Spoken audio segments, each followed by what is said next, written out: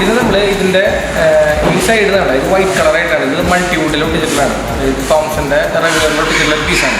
ഇതിൽ നമ്മൾ ലാമിനേറ്റ് ചെയ്തിട്ടുള്ള പീസ്, അത് നമ്മൾ പാരറ്റ്സോയിൽ കട്ട് ചെയ്ത് കൊണ്ടുള്ള പീസാണ്. ഇതിന് നമ്മൾ ഇതേ സെയിം ഫിനിഷിൽ നമ്മൾ എഡ്ജ് ബാൻഡ് അടിക്കും. അതിനുള്ള മെഷീനാണ് നമ്മൾ ഈ കാണുന്നത്. ഇത് നമ്മുടെ മാക്സ് ഫുള്ളി ഓട്ടോമേഷനാണ്. ഇതിൻ്റെ ബോത്ത് സൈഡ് കട്ടിങ്ങും എഡ്ജ് ബാൻഡിങ്ങും എല്ലാം ഓട്ടോമാറ്റിക് നടക്കുന്ന ഒരു മെഷീനാണ് ഇത് വരുന്നത്. ഇത് നമ്മൾ 2mm എഡ്ജ് ബാൻഡാണ് നമ്മൾ ഇതിൽ യൂസ് ചെയ്യുന്നത്. തിക്നെസ് കൂടുതലാണ്. ഇതപ്പോൾ റൗണ്ടിങ് കാര്യങ്ങളൊക്കെ വളരെ സ്മൂത്തായിരിക്കും. നമുക്കിപ്പോൾ ചില കനം കുറഞ്ഞ ടൈപ്പ് എഡ്ജ് ബാൻഡിലുണ്ട്. അതൊക്കെ ആകുമ്പോൾ നമ്മുടെ കൈ അതുപോലെ നമുക്ക് മുറിയാനും കൂടുതൽ ആക്സസ് കൂടുതലാണ്. ഇത്ര ഷാർപ്പായതുകൊണ്ട് തന്നെ നമുക്ക് വളരെ ഷാർപ്പായിട്ട് നിൽക്കും. കൈ കൊണ്ട് മുറിയാനും കാര്യങ്ങളൊക്കെ വളരെ ബുദ്ധിമുട്ട്, പെട്ടെന്ന് നമുക്ക് കൈ മുറിയും. അപ്പോൾ അതുകൊണ്ട് തന്നെ നമുക്ക് ഇങ്ങനത്തെ എഡ്ജ് ബാൻഡുകൾ തന്നെ സെയിം ഫിനിഷിലുള്ള നമുക്ക് എഡ്ജ് ബാൻഡ് അടിച്ച് കഴിഞ്ഞാൽ പക്ക ഉള്ളിലത്തെ കണ്ടിട്ട് കാണൂല. നമുക്ക് വളരെ ഇത് റൗണ്ട് ചെയ്ത് ഫുൾ ഫിനിഷ് ചെയ്തൊക്കെ ഫുൾ ഓട്ടോമാറ്റിക്കിലാണ് ഇതൊക്കെ ചെയ്തുകൊണ്ടിരിക്കുന്നത്. അത് നമ്മൾ ചെയ്തിട്ടുള്ള മെറ്റീരിയലാണ് ഇതിൽ കാണിക്കുന്നത്. ഇത് WPCയിലോട്ട് ചെല്ലാണ്. ഇത് എഡ്ജ് ബാൻഡ് ചെയ്ത് കറക്റ്റ് പക്ക ഫിനിഷ് ചെയ്ത് റൗണ്ടിങ് ഒക്കെ ചെയ്ത് എഡ്ജൊക്കെ കളറെ പക്ക ഫിനിഷ് ചെയ്ത് സെയിം അതേ ഫിനിഷിലുള്ള എഡ്ജ് ബാൻഡുകളാണ് നമ്മളിതിൽ ഉപയോഗിക്കുക. അതുപോലെ ഇത് പല വെറൈറ്റീസ് ആയിട്ടുള്ള കുറേ മോഡലുകളുണ്ട്. ഇത് 2mm തന്നെ നേരത്തെ പറഞ്ഞ എഡ്ജ് ബാൻഡ്. അതുപോലെ തന്നെ ഇത് സെയിം കളറിൽ തന്നെ കനം കുറഞ്ഞ ടൈപ്പാണ് 0.45. നമ്മൾ കർക്കേസ് അങ്ങനത്തെ സംഭവങ്ങളിലേക്കാണ് നമ്മൾ യൂസ് ചെയ്യുക. ഇന്നർ സൈഡിലേക്ക് വരുന്ന ഭാഗങ്ങളിലേക്കാണ് നമ്മൾ കനം കുറഞ്ഞ എഡ്ജ് ബാൻഡ് കാര്യങ്ങളൊക്കെ നമ്മൾ യൂസ് ചെയ്യുക.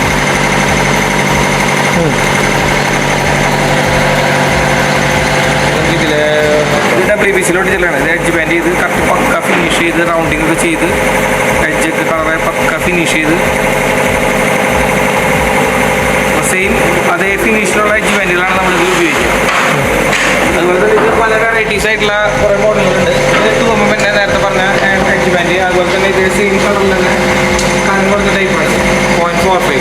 നമ്മൾ കർക്കേസ് അങ്ങനത്തെ സംഭവങ്ങളിലേക്കാണ് നമ്മൾ യൂസ് ചെയ്യുക. ഇന്നർ സൈഡിലേക്ക് വരുന്ന ഭാഗങ്ങളിലേക്കാണ് നമ്മൾ കനം കുറഞ്ഞ എഡ്ജ് ബാൻഡ് കാര്യങ്ങളൊക്കെ നമ്മൾ യൂസ് ചെയ്യുക. ഈ ഒരു മെറ്റീരിയൽ ജോവാട്ടിൻ്റെ ഈ ഗ്രാനുൾസാണ് നമ്മൾ ഈ ഡ്രസ്സിങ് യൂണിറ്റിൽ നമ്മൾ ഉപയോഗിക്കുന്നത്. ഇത് നമ്മൾ ഹോട്ട് ചെയ്തിട്ട് ഇതിനെ മെൽറ്റ് ചെയ്തിട്ടാണ് നമ്മളിത് ഗ്ലൂ ചെയ്യുന്നത്. അതുകൊണ്ട് തന്നെ നമുക്ക് 100% അതിൻ്റെ എഡ്ജ് ബാൻഡ് കാര്യങ്ങളൊന്നും നമുക്ക് വിട്ടുപോരില്ല.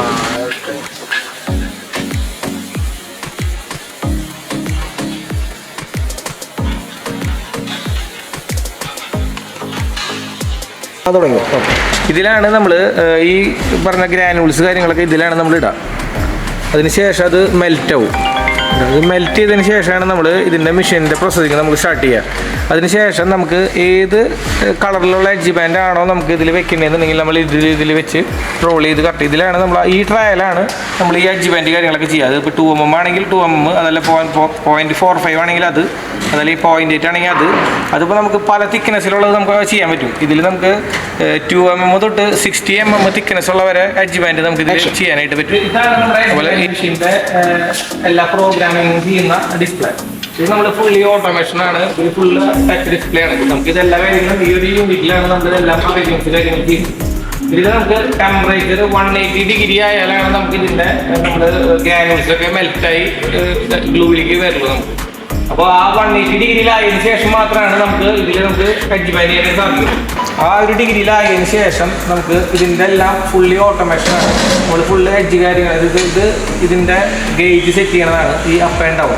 നമ്മൾ ഈ വെക്കുന്ന പ്ലൈവുഡോ മൾട്ടിവുഡോ എത്രയാണോ തിക്നെസ് അതിനനുസരിച്ച് അത് ഹൈറ്റ് അഡ്ജസ്റ്റ് ചെയ്യാനുള്ള യൂണിറ്റാണ് ഇത് അപ്പ് ആൻഡ് ഡൗൺ. ഇത് ട്രാക്കർ എന്ന് പറയുന്നത് നമുക്ക് ഇതിൻ്റെ ബെൽറ്റ് കൺവെയർ ബെൽറ്റ് വർക്ക് ചെയ്യാനുള്ളതാണ്. ഇത് അടിച്ചു കഴിഞ്ഞിട്ടുണ്ടെങ്കിൽ ആ ബെൽറ്റിൻ്റെ റണ്ണിങ് സ്റ്റാർട്ട് ചെയ്യും.